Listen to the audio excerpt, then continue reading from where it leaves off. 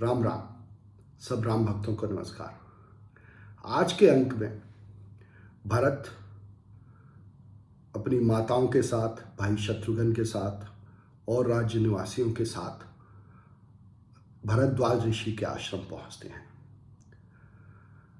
भरद्वाज ऋषि के साथ वार्तालाप में भरत अपना शोक प्रकट करते हैं तो भरद्वाज ऋषि उन्हें समझाते हुए कहते हैं, लोक वेद सम्मत सब कहई, जेहि पितु दे राजु सो लहई,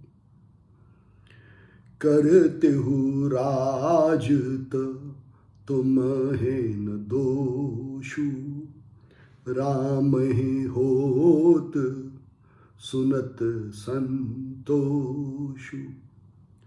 भरद्वाज ऋषि कहते हैं कि लोक और वेद में सब में यह सम्मत है कि पिता जिसको राज दे उसी को राज करना चाहिए, और तुम्हारे राज करने में कोई दोष नहीं है। राम भी इस बात को सुनकर संतोष करेंगे कि भरत ने पिता की आज्ञा का पालन किया और राज का कार्यभार संभाला। आगे कहते हैं भरद्वाज ऋषि, अब अति कीन्हु भरत भल, तुम्हें उचित मत एहु, सकल सुमंगल मूल जग, रघुबर चरण सनेहु। कहते हैं कि हे भरत जी, आपने ये बहुत अच्छा किया और यह आपका उचित मत भी है कि सब सुमंगलों का जो मूल है वो राम के चरणों में प्रेम होना है, राम के चरणों में स्नेह होना है। तो आप राम को मनाने के लिए जा रहे हैं, राम के दर्शन के लिए जा रहे हैं, ये उचित है आपके लिए। उसके आगे कहते हैं भरद्वाज ऋषि, सुनहु भरत हम झूठ न कहीं, उदासीन तापस बन रही, सब साधन कर सुफल सुहावा, लखन राम सिय दर्शनु पावा।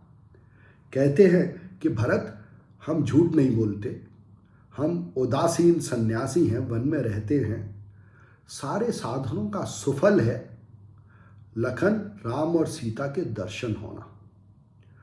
मतलब कि मन में जब राम के दर्शन हो, राम कौन? आत्मा राम के दर्शन हो, और इस विश्व रूपी सीता के दर्शन हो। मतलब अंदर अपने आत्मा के दर्शन हो, बाहर विश्व रूप जो ईश्वर का है उसके दर्शन हो। इसके बाद भरद्वाज ऋषि अपने सेवकों को, रिद्धि सिद्धियों को आज्ञा देते हैं कि भरत के रहने के लिए प्रबंध किया जाए, और भरत क्योंकि राज परिवार से हैं तो उनके लिए वैसा ही प्रबंध किया जाए जो कि किसी राजा के लिए किया जाता है।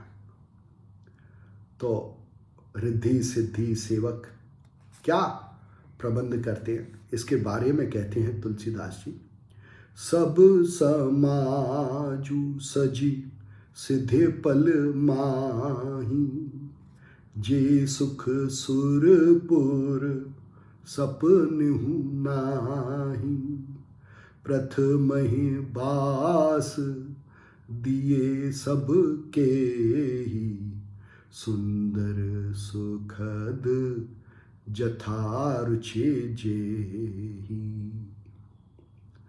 उनके सेवकों ने, रिद्धि सिद्धि ने उनके आश्रम में ऐसा प्रबंध किया, ऐसे घरों का प्रबंध किया और उसमें ऐसे सुख थे जो कि देवताओं के लोक में भी नहीं पाए जा सकते। सब लोगों को उसमें वास दिया और फिर भरत को भी निवास स्थान दिया, और वहाँ पर सब प्रकार के सुंदर और रुचि अनुकूल सुखद सुख हैं।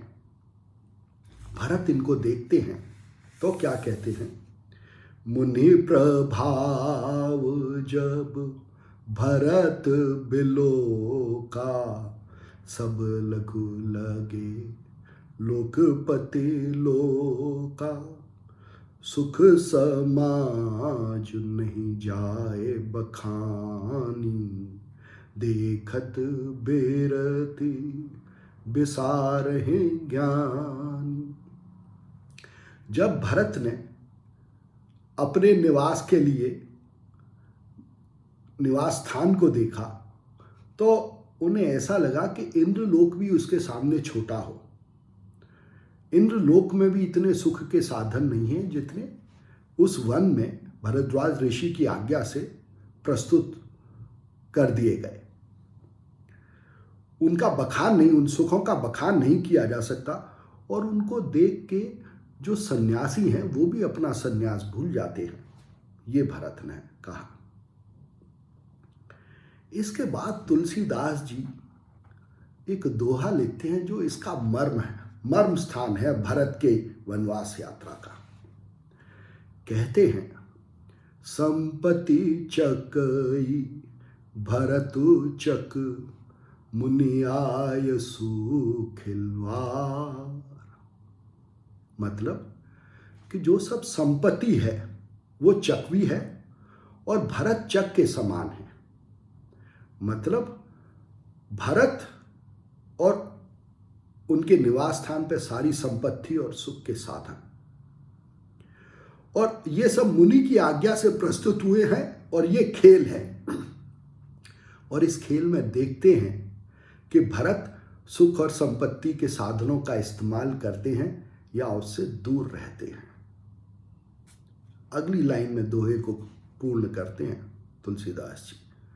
कहते हैं, तेहि निसि आश्रम पिंजरा, राखे भाभिनुसार। मतलब कि वो आश्रम पिंजरे के समान है जिसमें चकवा और चकवी बंद होने के बावजूद, रात भर उस पिंजरे में रहने के बावजूद एक दूसरे के साथ संयोग नहीं कर सकते, एक दूसरे के साथ भोग नहीं करते। ऐसे ही भरत उस आश्रम रूपी पिंजरे में सारी सुख संपत्तियों और भोग के साधन होने के बावजूद उनका स्पर्श तक नहीं करते, उनका मन भी उसमें नहीं जाता।